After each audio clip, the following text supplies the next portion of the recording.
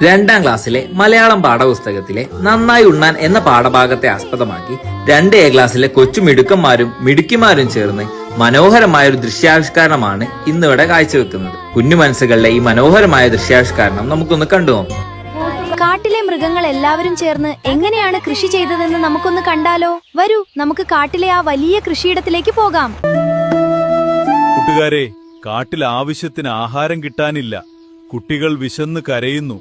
നമ്മൾ എങ്ങനെ ജീവിക്കും? അതെ, ഇങ്ങനെയായാൽ നമ്മൾ എങ്ങനെ ജീവിക്കും? മനുഷ്യരുടെ പരാതി കേട്ടു മടുത്തു.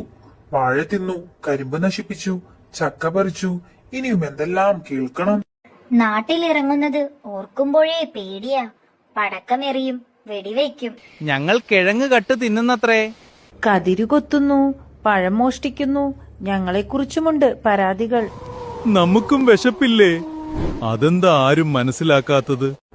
അതും ഇതും പറഞ്ഞിട്ട് കാര്യമില്ല. നമുക്ക് നല്ല തടിമിടുക്കില്ലേ? നമുക്ക് വേണ്ടത് നമുക്ക് തന്നെ കൃഷി ചെയ്യാം. നല്ല ഐഡിയ, നമുക്കും കൃഷി ചെയ്യാം. അങ്ങനെ അവർ ഒത്തുചേർന്ന് കൃഷി ചെയ്യാൻ തീരുമാനിച്ചു.